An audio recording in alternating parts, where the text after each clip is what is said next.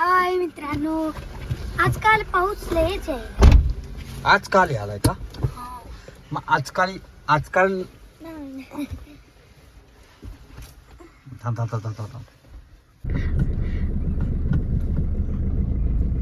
हाय मित्रांनो, आम्ही आता शाळेत चाललोय आणि आमच्या चू आणि कौला सोडायला चाललोय. कौ ही आमची इयत्ता 4थी मध्ये शिकते. 5वी इयत्ता 5वीत शिकते. सॉरी. आणि आमची चू इयत्ता 4थी शिकते, आहे ना? लहान पोरीचा पाहिजे, बारका मोठा पोरीचा कसला बाबा? तुझा अंदाज लागला मला. तू टीव्ही मध्ये शिकतेस ती. हे आमच्या घराकडून गावाकडे जाण्याचा रोड आहे. नको, आम्हाला स्पीड नाही जमत. आम्ही अभ्यास करतो. मला काऊ सांग, तुला कितीपर्यंत पाठ आहे ती? 18 पर्यंत. आणि चिव तुला? मला आता 15 चालू आहे. चिव न खोटं बोललं. चिवचं मला माहित आहे सगळं. 13चा पाढा बोल.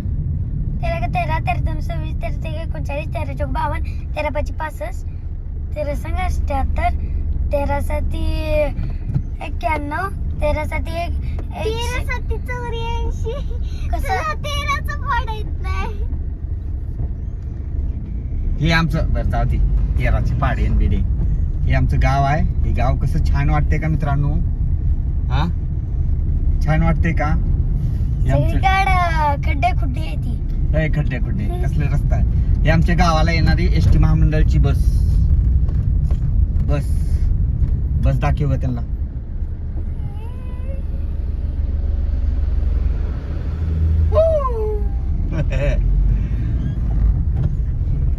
एसटी महामंडळाची बस आमच्या गावावरून आता गेली. इकडे जाते लोहारा उमरगा हे आमच्या गावावरून जाण्याचे रूट आहेत. आणि तुळजापूरहून लोहाऱ्याला उमरग्याला जातात ही बसेस. हे आमच्या गावातलं स्टँड आहे. स्टँडवर बी लय गर्दी असते. स्टँड वरती खूप लोक सकाळ येऊन जमतात. एकमेकांची देवाणघेवाण करतात, विचारांची देवाणघेवाण करतात, पैशांची देवाणघेवाण करतात. इथे लोक बसतात. कुणाचे तंटे वगैरे का असले तर ते पण बघतात. हे आमच्या गावातील लोक एवढं गुण्यागोविंदानं राहतात. काय म्हणजे त्यांना असं वेगळं असं काय सांगायची गरज नाहीये. एवढं साधं सरळ जीवन जगतात. ही आमच्या चिवकाऊची शाळा आहे. जिल्हा परिषद प्राथमिक शाळा जवळगामी सेल. चिव काऊ तुझा आज एक्स्ट्रा क्लास आहे का? हा,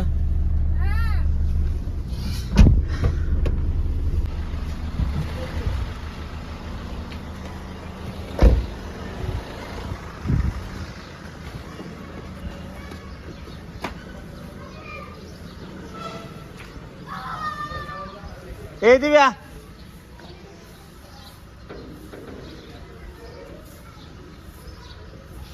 दिव्या, हो इकडे. मग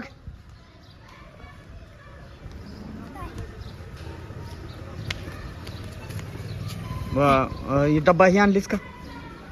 बरं आणलं? ताटले आणायचे असते. ताटली आज काकीकडे राहिले मस्त.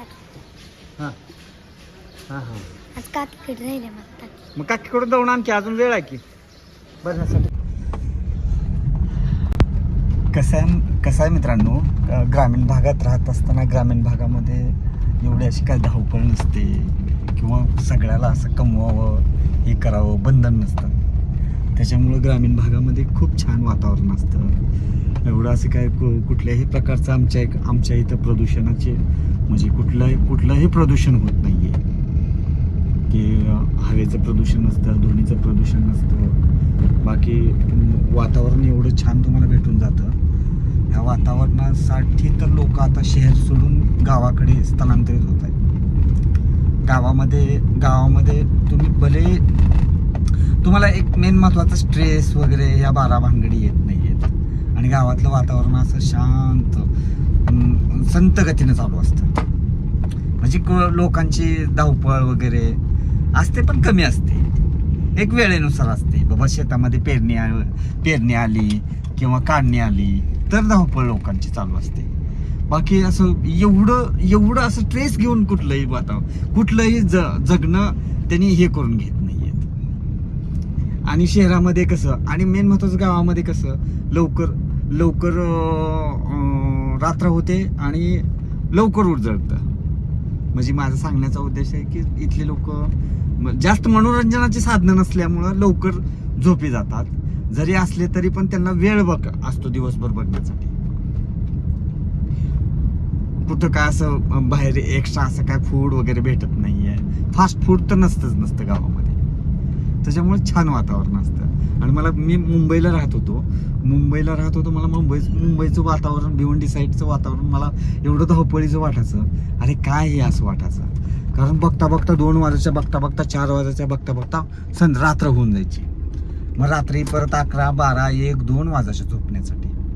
पण आता इथं तसं नाहीये. इथं 9 वाजता झोपावंच लागतंय आणि सकाळी 4:30 वाजता उठावंच लागते.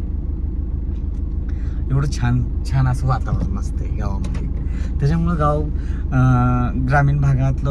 ग्रामीण भागात राहण्याची मजाच काही वेगळी असते आणि हवं वातावरण वाटतं. इथं भले तुम्हाला सोयीसुविधा कमी भेटत असतील, सगळ्या गोष्टी कमी भेटत असतील,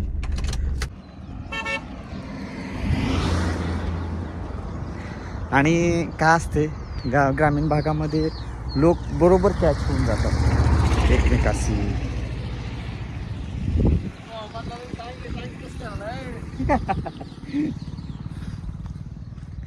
आणि मस्त छान असं आहे. ही माझ्या म्हणजे माझ्या घराकडे जात असताना ही विहीर पडते. शिंद्याची विहीर म्हणतात.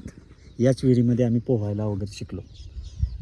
एवढी खोल विहीर आहे म्हणजे जवळजवळ 40-45 फूट खोल आहे खाली आणि 30 बाय 30ची विहीर आहे. एवढी खोल आहे आणि याच विहिरीमध्ये असं पायऱ्या नाही आहेत. असं काठोकाठ विहीर भरली तरच माणसाला उतरता चढता येते.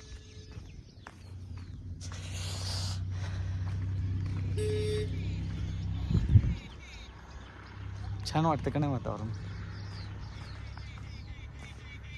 उन्हाळा नको वाटतं इथं.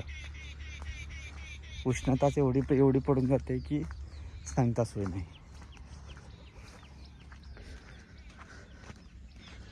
हे सोयाबीन पेरलेलं आहे. आमच्या इकडे सर्रास पीक सोयाबीनच घेतलं जाते.